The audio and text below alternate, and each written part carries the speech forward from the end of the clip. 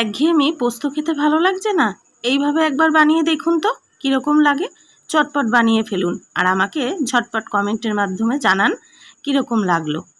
তো আজ আমি আপনাদের সাথে শেয়ার করব একটা ছোট্ট রেসিপি। রেসিপিটা একদমই ভিন্ন স্বাদের আর দুর্দান্ত কিন্তু এর টেস্ট। তো চলুন রেসিপিটা আমি কিভাবে বানাচ্ছি দেখতে থাকুন। তো রেসিপিটা বানানোর জন্য এখানে আমি সজনে ডাঁটার আলু দেখতেই পাচ্ছেন লম্বা লম্বা করে কেটে নিয়েছি। আপনারা আপনাদের পরিমাণ মতো সজনে ডাঁটা আলু দেবেন। আর এদিকে দেখুন কড়াইয়ে আমি সর্ষের তেলও দিয়ে দিয়েছি। তো রান্নাটা কিন্তু আমি সর্ষের তেলেই করব আর খুব অল্প পরিমাণেই কিন্তু আমি তেল দিয়েছি। যা গরম পড়েছে অতিরিক্ত পরিমাণে কিন্তু তেল মশলা খাওয়াটা আমাদের কাছে ঠিক নয় আমাদের পক্ষে। তো কড়াইয়ে আমি সামান্য হলুদ দিয়েই মানে গরম তেলে সামান্য হলুদ দিয়েই কিন্তু আমি রান্নাটা শুরু করি, কারণ তেলটা না হলে চারিদিকে ছেটে। তো এদিকে কড়াইয়ে আমি দিয়ে দিলাম একটা গোটা শুকনো লঙ্কা ফোড়ন, আর এর সাথে কালো জিরেটা দিলে কিন্তু খুব ভালো হতো। এই মুহূর্তে আমার কাছে ছিল না, তাই ওটা আমি অ্যাভয়েড করে গেছি। তাতে কোনো সমস্যা নেই না দিলেও, তবে দিলে একটু গন্ধটা ভালো হয় আর কি। আর এদিকে আমি তেলে এবারে আলুগুলোকে দিয়ে হালকা করে ভেজে নেব। যেহেতু পোস্ত বানাবো তো আলুগুলো কিন্তু খুব লাল লাল করে ভাজার প্রয়োজন নেই। একটু গ্যাসের ফ্লেম মিডিয়াম করেই কিন্তু আলুগুলোকে ভেজে নিতে হবে। আলুগুলো আধা সিদ্ধও হয়ে যাবে আর বেশ লাল লালও হবে না। তো দেখুন আলুগুলো বেশ ভালোভাবেই কিন্তু আধা সেদ্ধও হয়ে গেছে আর হালকা কিন্তু ভাজাও হয়ে গেছে। তো এবারে এর মধ্যে আমি কিন্তু সজনে ডাঁটাগুলো দিয়ে দেবো। এর বেশি কিন্তু আলু ভাজার প্রয়োজন নেই। সজনে ডাঁটাগুলো দিয়ে দিলাম। তো আমার যতটা পরিমাণ লাগবে আমি সেই আন্দাজেই রান্নাটা করছি। আপনারা আপনাদের পরিমাণ মতো ডাঁটা আলু দিয়ে রেসিপিটা বানাবেন। তো সজনে ডাঁটা আলু দিয়েও কিন্তু আমি খুব বেশি ভাজবো না, হালকা ভাজা ভাজা করব। এবারে এর মধ্যে দিয়ে দেব নুন পরিমাণ মতো। তো নুনটা আমি অল্প পরিমাণেই দিলাম, এরপরেও কিন্তু আমাকে এর মধ্যে নুন অ্যাড করতে হবে। আর দিয়ে দিলাম সামান্য হলুদ, ভাজার জন্য যতটুকু প্রয়োজন নুন হলুদ ততটুকুই আমি দিলাম। দিয়ে আবারও ভালো করে নাড়াচাড়া করে নিলাম। আর শুকনো লঙ্কাটা কিন্তু আমি ভেঙে দিইনি, গোটাই ফোড়ন দিয়েছি। এটা কিন্তু সুন্দর গন্ধর জন্যই আমি অ্যাড করেছি। আর এদিকে ডাঁটা আলুটাও বেশ ভালোভাবে ভাজা ভাজাও হয়ে এসেছে। এই দেখুন এবারে এর মধ্যে একটা ছোট্ট টমেটো আমি দিয়ে দিলাম। টমেটো খুব বেশি পরিমাণে দেব না, অল্পই দিয়েছি, একটা ছোট্ট টমেটো দিয়েছি। তো টমেটোটা দিয়েও কিন্তু আমি খুব ভালোভাবে কিন্তু আমি কষাবো না, টমেটোগুলো যাতে গোটা গোটা থাকে সেই রকম পর্যায়ে কিন্তু পরবর্তী স্টেপে আমাকে যেতে হবে। তো দেখতেই পাচ্ছেন আমি কিভাবে রান্নাটা করছি। আর টমেটোটাও কিন্তু একদমই গোটা গোটা রয়েছে। এই যে দেখতেই পাচ্ছেন টমেটোটা কিন্তু একদমই গোটা গোটা রয়েছে, গলে যায়নি। তো এবারে এর মধ্যে কিন্তু আমি দিয়ে দেব পরিমাণ মতো জল। যতটা পরিমাণে জল প্রয়োজন ডাঁটা আর আলুটা সেদ্ধ হতে, ঠিক ততটা পরিমাণেই কিন্তু আমি জলটা এর মধ্যে অ্যাড করব। তো 1 কাপের থেকে একটু কম আমি জলটা অ্যাড করলাম, কারণ ডাঁটা আর আলুটা সেদ্ধ কিন্তু ওই পরিমাণ জলেই কিন্তু খুব ভালোভাবে হয়ে যাবে। এবারে এটাকে ঢেকে দেবো। ঢেকে দিয়ে আমি মিডিয়াম ফ্লেমে কিছুক্ষণ সময় ধরে রান্না করে নেব। যতক্ষণ না ডাঁটা আর আলুটা সেদ্ধ হচ্ছে ততক্ষণ এটাকে রান্না করে নিতে হবে। আর এদিকে একটা মিক্সিং জার নিয়ে নিয়েছি। এবারে আমি মশলা রেডি করে নেব। তো এবারে পোস্তটা দেখুন আমি পোস্তটা এর মধ্যে দিয়ে দিচ্ছি। তো পোস্তর পরিমাণটা একটু বেশি দিলে কিন্তু স্বাদটা ভালো লাগে, যেহেতু আমি এটা পোস্তই করছি। তো পোস্তটা কিন্তু আমি শুকনো আগে ভালোভাবে একটু গুঁড়ো করে নেব। আপনারা সবাই জানেন, সবাই ভালো ভালো রান্না করতে জানেন, তো সবাই জানেন যে পোস্তটা কিন্তু ডাইরেক্ট জল দিয়ে কিন্তু পেস্ট হয় না। তো তার আগে একটু শুকনো গুঁড়ো করে নিলে ভালো হয়। তো এই দেখুন হয়ে গেছে। এইবারে আমি কিন্তু বাদবাকি উপকরণগুলো দিয়ে একটা মিহি পেস্ট করে নেব। এখানে দিয়ে দিচ্ছি ছোট্ট 1 চামচ সর্ষে, দেখতেই পাচ্ছেন। এইটা দিলে কিন্তু একটুখানি ঝাঁঝ ঝাঁঝ বেশ একটা সুন্দর গন্ধ হবে আর টেস্টও আসবে। আর দিয়ে দিচ্ছি হচ্ছে পরিমাণ মতো লঙ্কা। তো লঙ্কাটা দেওয়ার সময় একটা লঙ্কা পড়ে গিয়েছিল, ওটা আমি ধুয়ে আবার অ্যাড করেছি, পরিষ্কার জায়গায় পড়েছিল। ঝালটা আপনারা আপনাদের প্রয়োজন মতো ব্যবহার করবেন, তবে পোস্ত তো একটু ঝাল ঝাল হলে কিন্তু টেস্টটা ভালো লাগে। আর সামান্য নুন আর হলুদ দিয়ে দিলাম, না হলে কিন্তু পেস্টটা তেতো হয়ে যাবে। এবারে দিয়ে দেবো হচ্ছে অল্প সামান্য জল, দিয়ে একটা মিহি পেস্ট কিন্তু আমি রেডি করে নেব।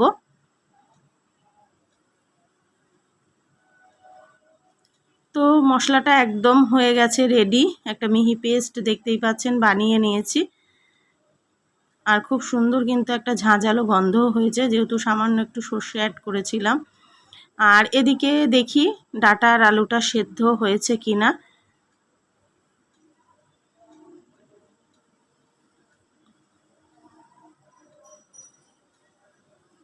তো দেখুন পুরো জলটা কিন্তু শুকিয়ে যায়নি, অনেকটাই জল রয়েছে। আর এদিকে কিন্তু ডাটার আলুটাও সেদ্ধ হয়ে গেছে। এতটা পরিমাণ জল কিন্তু আমার লাগবে বাকি রান্নাটা করতে। তো এবারে এর মধ্যে এটাকে অ্যাড করে দেব। না না বন্ধুরা, গোটা অ্যাড করব না, দাঁড়ান এটাকে কেটে নিয়ে তারপরে কিছুটা পরিমাণ এর মধ্যে দেব। তো এটা দিলে কিন্তু এর স্বাদ কিন্তু দারুণ হবে। আর এই গরমে খেতে কিন্তু খুবই ভালো লাগবে। গরমে আমাদের এখন একটু টক টক খাবার বেশি ভালো লাগছে। তো আমটাকে আমি কেটে নিয়েছি, এই যে যতটা পরিমাণ আমার লাগবে। তো অতিরিক্ত টক হলে কিন্তু ভালো লাগবে না, সেই পরিমাণ মতোই কিন্তু আন্দাজ মতোই দিতে হবে। তো আমি অল্প সামান্য একটু পরিমাণে দিলাম, কারণ আমার তরকারির পরিমাণটাও অল্প।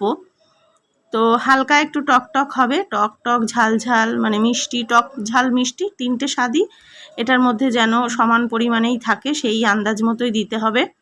আর এদিকে দেখুন আমটা দেওয়ার পরে কিন্তু আমি আবারও একটু ঢেকে দিলাম, আমটা যতক্ষণ না সেদ্ধ হয়। তো ঢাকনাটা খুলে আপনাদেরকে দেখাই যে দেখুন আমটা কত সুন্দর সেদ্ধ হয়ে গেছে।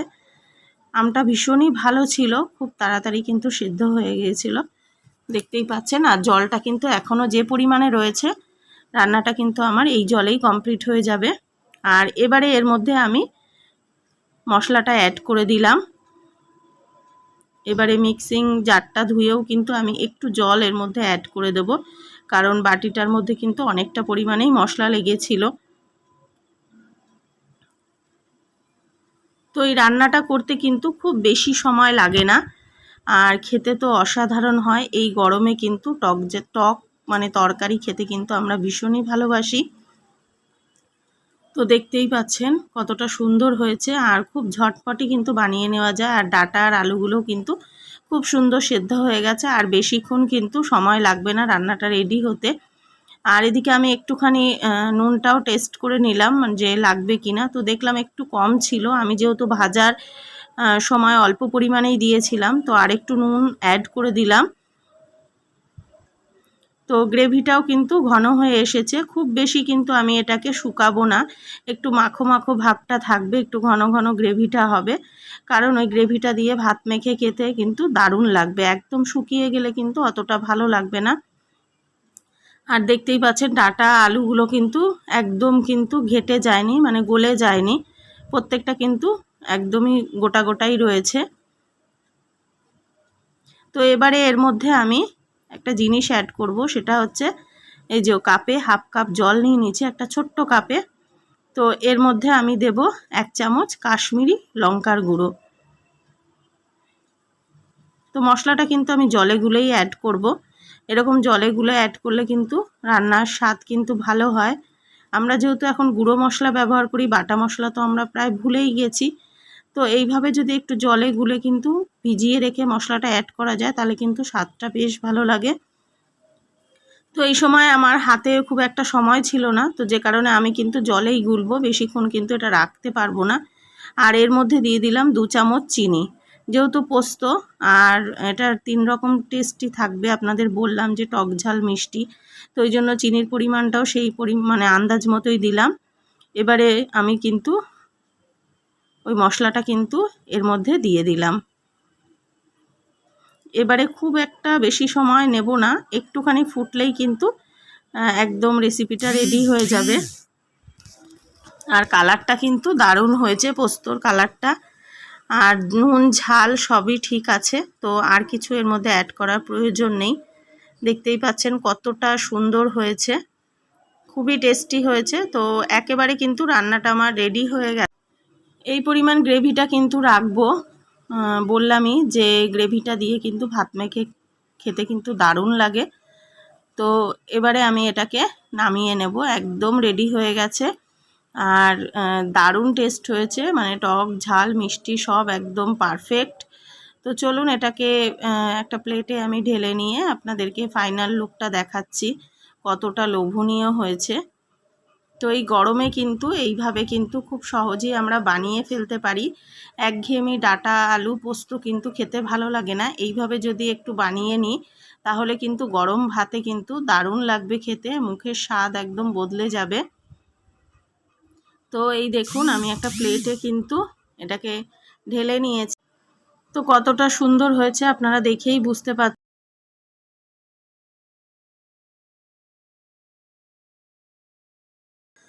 তো আপনারাও এই গরমে কিন্তু খুব চটজলদি এইভাবে বানিয়ে ফেলতে পারেন। গরমে রান্না করতেও কিন্তু খুব মানে কষ্ট হচ্ছে, তো ঝটপট কিন্তু এই রেসিপিটা একদমই রেডি হয়ে যাবে আর খেতেও কিন্তু খুবই ভালো লাগবে।